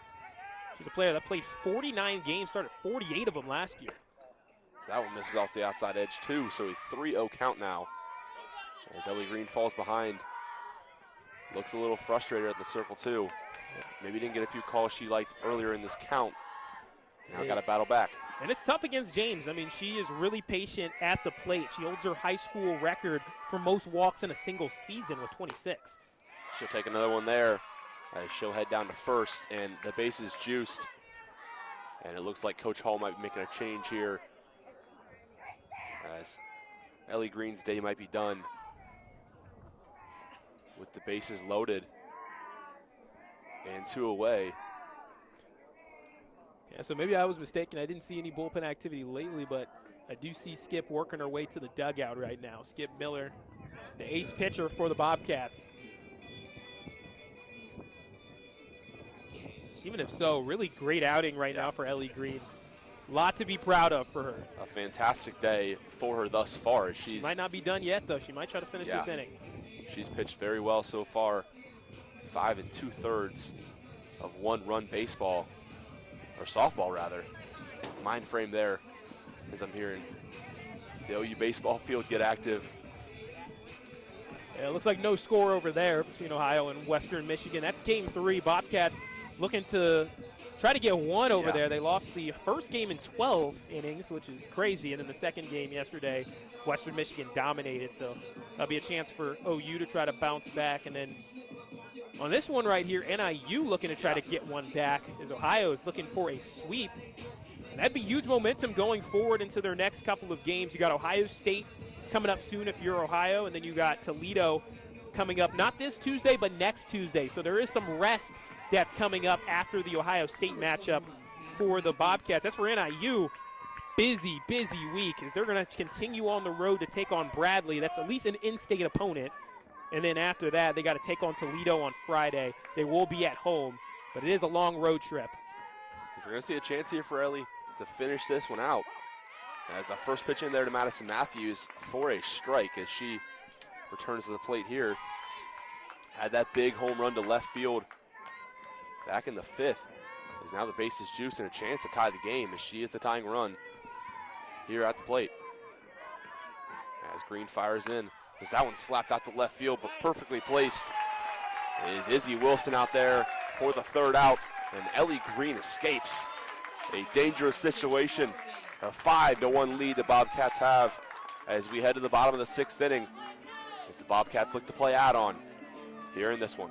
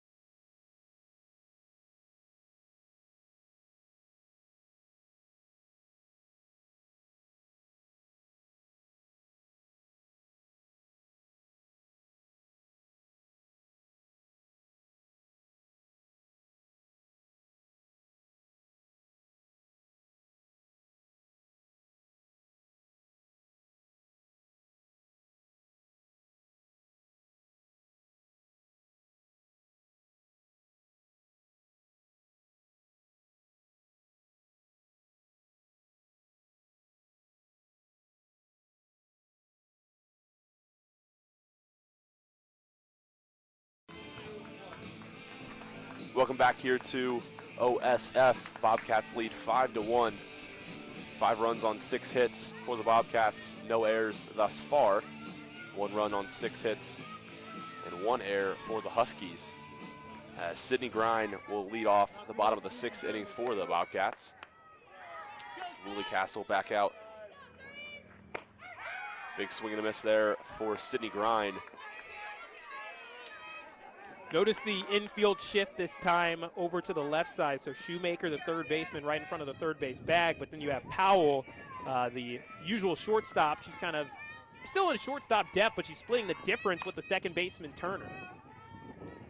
Yeah, big time pull hitter here for Sydney Grind as she falls behind here 0-2 in the count. A lot of power in the bat of Sydney Grind, and I think NIU knows that. As Castle readies and delivers the 0-2 pitch. Down and away. As that one squirts away from Erickson behind the dish. And a 1-2 count now for the Bobcats shortstop. Yeah, if you're the Bobcats in this situation, Wes, you're just looking for that dagger. Can you get that dagger to end all hope for NIU and really put an exclamation point on the sweep? As that one slapped out in the center field. It's got a chance going back off the base of the wall as Grind will round first and head in, sliding to second. And a double for the Bobcats shortstop as she is making her presence felt. How about that? A 2-for-3 day for Sydney Grind. She's a player that's really come on as of late, too. We talked about how throughout her career, she's had times where she started, times where she hasn't been in the starting lineup as well. But Coach Hall just can't keep her off the field because of not only the production that she's had offensively, but like we mentioned, her mentality earlier in the game. It's been fantastic to see her grow up as a senior. Brings back up Brenna Farmer as she fouls the first one off down the 3rd base line. Again, Cedric, you mentioned getting a runner on, the first runner on, you see that leadoff hitter getting on. And again, Sydney Grind finds a way to get on as a leadoff hitter. Yeah, Wes, I mean, it really is the way you score. In softball, baseball, doesn't matter. Any of these sports, you got to get your leadoff runners on. As the pitch here from Castle, taken for a strike. As Brenna Farmer falls behind 0-2 in the count, much like Sydney Grind did. Farmer looking for a similar result here.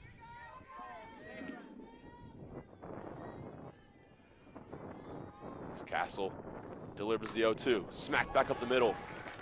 As Grind moved to 3rd, but Farmer will be out at first on a nice play. As a big stretch from Danielle Stewart. She might have came off that base. Yeah, and I think Coach Hall is going to safe. want an explanation for this one.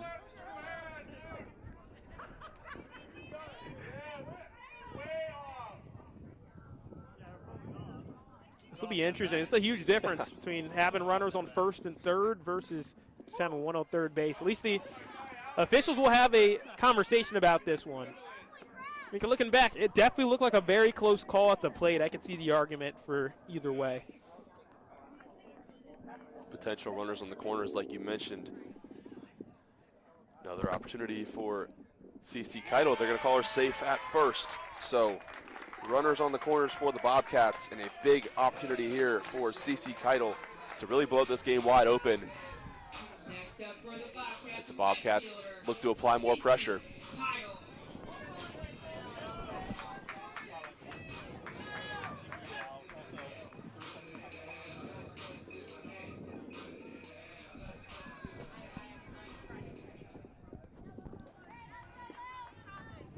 As Keitel steps in the box, Castle gets the sign. She delivers. That one skied out to right. Shallow right field is running in and making the plays. Courtney James, she'll fire it in, but a bit over the head as they test it and she's in safe. As a great play there by Grind. She timed it up perfectly, saw the throw fly over home plate and dove in head first as she makes it a 5-run deficit now. And 6-1 the lead for the Bobcats as Brenna Farmer also moved up on the play. So now a runner on second, still in scoring position. Yeah, that'll go down as an error in this case because the right fielder, Courtney James, just coming into the game in the last inning there, I think she knew she had such little time to get it down to home plate that she threw it with everything that she had and overshot it a little bit, air-mailed it into the netting. There's another pass ball. And Farmer's going to move to third. So a 1-0 count, 1 out, runner on third, and the leadoff hitter, Tori O'Brien, looking to do some damage in a quick mound visit here for Coach Sutcliffe and the Huskies. Yeah, we talked about what NIU has next, of course, with a big week full of softball. You have a doubleheader Wednesday on the road, and then you have to play Toledo again. Toledo, they've been one of the tougher outs here. Aside from Miami, Toledo's been the toughest team to match up with in the conference. Actually, if we take a look around, I wanted to check in on some of the scores that we have going on in softball today. Right now, you have Western Michigan taking down Central Michigan 4-1, and then there's some other games that are in the middle of their games currently now. I'll take a look at some of them, but right now, Kent State and Toledo are matching up. That is an 8-2 lead for Kent State. That's actually pretty shocking, given that Toledo was near the top of the standings. That could be a pretty important result there. But right now, it looks like Miami is set to be the 1 seed if they continue the streak they're on. Top 6 in the conference make it. That one slapped back up to Castle is unable to advance Farmer from third. So now 2 away for the Bobcats in the bottom of the 6th inning here as we'll get to see Lauren Uhas having their crack here at the dish.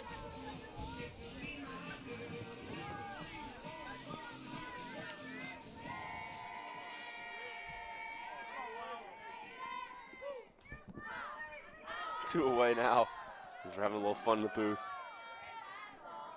Why not? The vibes are pretty high. As that one squirts away from Erickson behind the plate, but unable to move up Farmer. Yeah, it is nice whenever you have good weather days like this when you have multiple games on, especially after what some of these teams have gone through. Like, we talked with Coach Hall about what these days are like when you have rain delays or just long game days, and she said how big of a challenge it is. So one game, when you think about it, that's 4 to 5 hours, Wes, of your time, and then you make that 2 games in a doubleheader like yesterday. That's an 8-hour day. It's difficult, especially when you're on the road, too. And, again, weather does not help that. When it's nice like this, it feels better. Yeah, that one misses low again to Uhas, and a 3-0 count now with 2 outs. And Farmer on third, waiting to come home.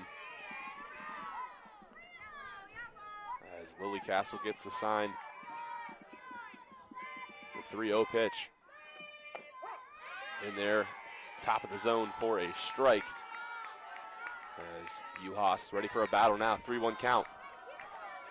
Good hitters count, too, here for UHAS. The 3-1 pitch from Castle. Swatted foul by UHAS. And it works to count full now, 3-2 with 2 outs here.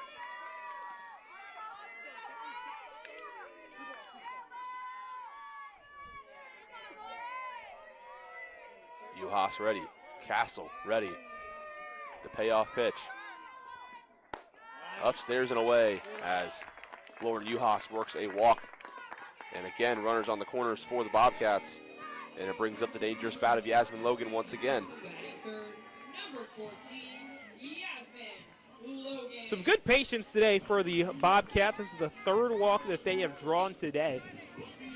And especially when you get in a situation where you get to set things up for your 3-hitter with Yasmin Logan, it's a good spot for Ohio to be in. Castle readies. There's that one slap foul by Logan back behind us. Now, I know there's some cornhole that goes on behind us. I wonder if, like, the softball, if it, like, lands on inside, though, it would be pretty crazy, wouldn't it? Yeah, I don't even know if it could fit. It might be too wide. Maybe not. Maybe we'll not. We'll see. I Maybe guess if you they get test it on that the theory. board, you get a couple points for that. Yeah. There's that one chopped down to 3rd. Picked up by Caitlin Shoemaker and fired over Stewart for the 3rd out. As the Bobcats get one more here, add another run, and it is 6-1 as we head to the top of the 7th here at OS.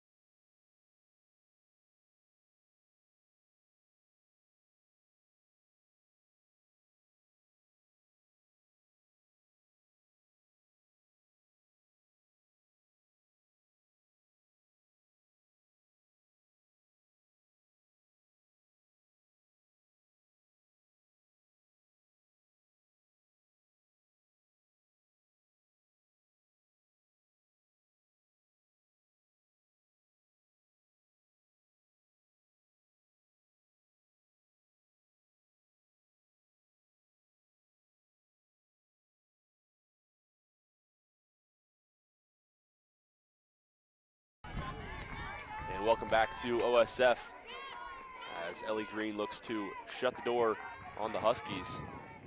Alana Powell, the first one she'll see as she fires in her first pitch, just misses inside for a ball. 6-1 lead here for the Bobcats. 6 runs on 8 hits, no errors so far. 1 run, 6 hits, and 2 errors for the Huskies. As Ellie Green delivers, that one hit up the middle, picked up by Grind. Fumbled around at short as that will go down as an error. Sydney Grind makes a very difficult play. And a runner on now, top of the order for Ellis Erickson. You mentioned earlier, Cedric, super dangerous bat of Ellis Erickson. Very much so, and for NIU, it all starts just by, hey, getting the dominoes going. Get a runner on first, get a runner on second, put some pressure, start trying to make the opposing team nervous and build momentum for yourself. That's always the toughest part about closing a game. In the case for Ellie Green here, to finish off a complete game, it's tough because not only do you have to start fast as a starter, sustain yourself across innings, now you have to have that mentality of being a closer where you have to come in and try to limit the hope for the other team. Fortunately, though, for Green, she's got a lot of run support behind her right now. With a 6-1 lead, it gives you a nice cushion for, hey, if a couple mistakes happen, maybe in the field or maybe a mistake pitcher there's at least some room for error, literally. Ellie Green here ahead in the count. She fires that one in low, takes off for second. And she'll slide in safely, a tough throw there. They got a chance at Powell jumps off the base, but she gets back safely. A tough throw behind the dish for Emma Huffner. Yeah, that one's a little offline. It's tricky, it really is. And to her credit, NIU has not been too big, making a big impact in terms of stealing bases. They've neutralized that for the most part in this matchup, and it's been really thanks to Hoffner because most of her throws have been right on the money throughout them. And that one just got away from her, but again, once again, you can give up a couple of base runners getting some extra bases in these situations. 2-1 count for Ellis Erickson as that was in for a strike. A 2-2 count now. Yeah, nice off-speed pitch that time by Ellie Green. It was a strike-to-ball sort of pitch where it was just clipped the strike zone and then landed out of it. Clean pitch there. Green fires in a 2-2, smacked down the third base line, but just foul.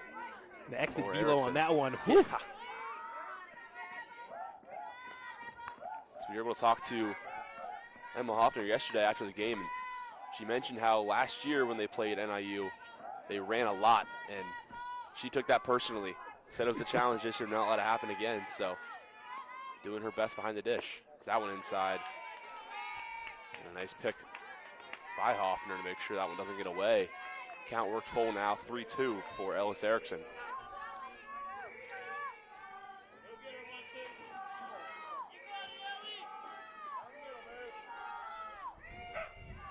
As Green readies, the payoff pitch. Smacked into right field, going back. Picked up by Keitel as she'll fire it in. Powell checks up and tags.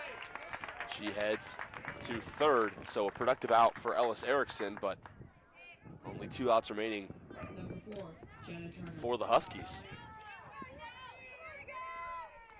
So there you go. If you're Ellie Green, that's exactly what you just need, that first out number 1. Now you know you just need 2 more to get the job done. It definitely helps just getting that first one on the board.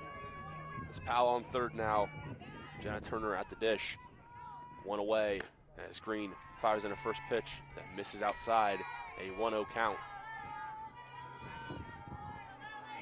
Notice on that last drive there, the wind is actually blowing in now from right field. That probably helped out a lot the Bobcat defense as Erickson, she got a good hold on that one, but the wind blowing in probably played a factor. As that one slapped foul and fair at Bob Wren as Cedric finally gets his chance. There it is. There it is. We were hoping for it. A 1-1 count now to Jenna Turner. Oh, they're just now blowing it off now at the baseball field. Hey, we got a softball here. As that one misses away. Fired in there, a chance as Hoffner fired it down the third base, try to pick off Alana Powell, but she gets back safely, and now a 2-1 count to Jenna Turner. Still just 1 away. Yeah, good work by Hoffner there just to make sure you keep runners honest, and you never know, you might pick up an out that way. So that one again just misses away for Ellie Green. She looks to slam the door here for another green and white victory. Turner 0 for 2 on the day, does have a walk as well, so she has been on the base pass before today. Green readies the 3-1 pitch. Slapped into center field by Jenna Turner as the Huskies are going to add one more. As they'll take a little off that deficit. 6-2 now, the Bobcat lead. Number 3, Caitlin Shoemaker. Brings up Caitlin Shoemaker, obviously a super dangerous at-bat yesterday. She's been neutralized a little bit more today. 2 strikeouts, and she grounded into a double play back in the 3rd inning.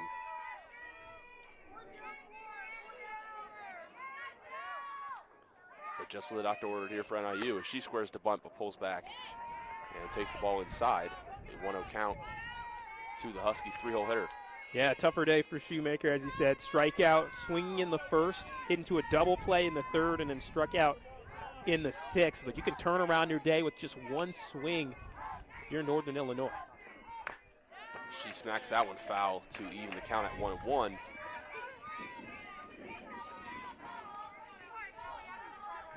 Ellie Green looking to slam the door, as you said, Cedric, her longest start of the season. So see if she can finish the job for the Bobcats.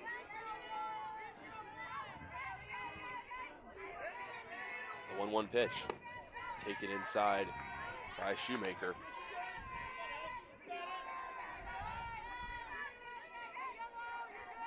As Green starts to labor around the circle. Maybe a little bit of frustration with herself. She fires in the 2-1 pitch. Fouled off the bat there, up by the hands of Caitlin Shoemaker.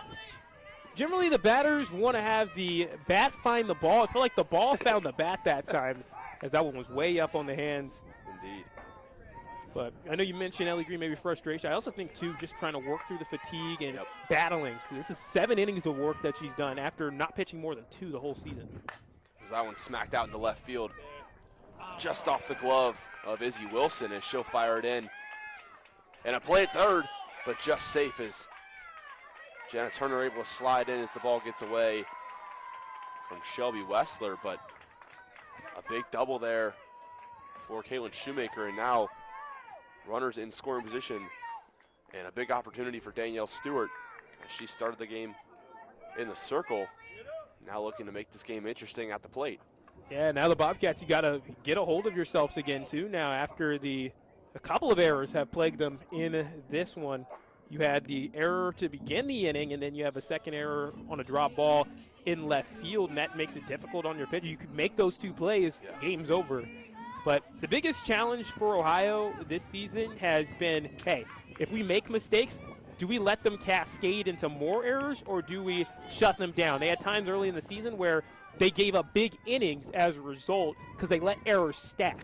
But then over the last couple of games, throughout this 6-game win streak they're on, they've done a good job of stopping the errors at 1 or 2 and being able to make a couple of plays. So we'll see what type of team we see the Bobcats have here in this 7th as they try to finish the job. It's not easy to finish a complete game. It is not. As a 1-0 count here to Stewart. Ellie Green looks in. She delivers the 1-0 pitch inside to Stewart, and 2-0 count now with 2 on, and a dangerous bat as Coach Hall is going to make a quick mound visit here. We'll see if it's maybe for a pitching change. Yeah, in my opinion, if you're Coach Hall, you'd love to give Ellie this opportunity to try to finish off the game here. I think if it gets to a point where if you have the tying run on the base paths, then maybe you go into Skip Miller to finish the job. But I think Ellie Green, she has the potential to close this one out, and I think this is a good chance for Coach Hall to tell her pitcher, hey, prove it. Finish it off right here. You're a junior pitcher. You've had some great moments, especially at Jackson College. You've had good moments already at Ohio, too. Let's see what you got, Ellie. Let's see what you got. It's almost like a pump me up, too. Hey, you've gotten this far. Let's finish the job. That's right. 2-0 count here to Danielle Stewart. 1 away, 2 on, as that one popped out in the right field. Cece Keitel goes back on it. She'll make the play as both runners tag up, and both will advance as Jenna Turner able to come home and score. So 6-3 now, the score on an RBI sac fly out to right for Danielle Stewart. 2 away, and Ellie Green just 1 out away now from completing this one. Yeah, I think if you're Ohio, you'll take that exchange there. Give up the run, but then you get 1 more out, and now you're in a situation where you just need to find just 1 more. It's the first pitch in there for a strike. It's Katie Ramage looking to do some damage here. As Ellie Green delivers. That one fouled off the foot of Ramage, and now Ellie Green 1 strike away from putting this one in the books.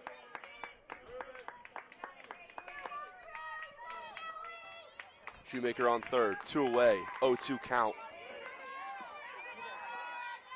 Katie Ramage at the dish.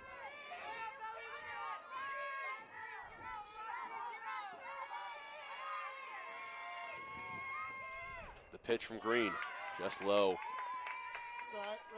I like the choice there because, again, when you're up in the count, it allows you to work different parts of the zone. Yes, it does. Looking for a chase. It's the 1-2 count now to Ramage. Green kicks, deals. Fouled away down the third base line as you can feel the excitement growing, the tension growing here all around OSF. Ready to put this one away.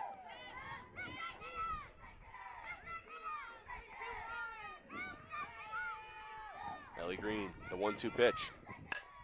Smack down to sitting ground at short. She picks it up, tosses it over for out number 3. As Ellie Green, complete game, 7 innings, 6-3 win for the Bobcats. As yet again, add another game, that's 7 straight in the win column for the Bobcats. This one, the first of its kind, not coming from behind to win this one. Cedric, what are some big takeaways you had today? Yeah, I think that's a big takeaway at first. So the Bobcats not finding themselves down in a hole, getting off to a great start, and it really started with Ellie Green and the defense. Shelby Wester made multiple great defensive plays to help her team, including turning in a really impressive double play. Ellie Green also did a fantastic job of managing the game when runners were on the base paths. There were times where NIU could have cashed in 1, could have cashed in 2 early in the game, and she held runners in scoring position. Really great work. Also, Bobcats, they neutralized NIU's ability to steal bases. There was only 1 stolen base today from NIU, according to my count. That is impressive work from the Bobcats. And right now, like you said, 7-game win streak, and they're going to have a chance to try to knock off Ohio State for the 2nd year in a row coming up on Wednesday. A lot of momentum for this Bobcat team that's now 20-18 on the season, Wes. Yeah, big-time win, and another one at home as the Bobcats celebrate a 6-3 win as OSF sees a sweep here on a beautiful Sunday. For Cedric Granger, I'm Wesley Minke, our whole production crew. Thank you for watching Bobcat Softball on Bobcat TV. Enjoy the rest of your Sunday. We'll see you later.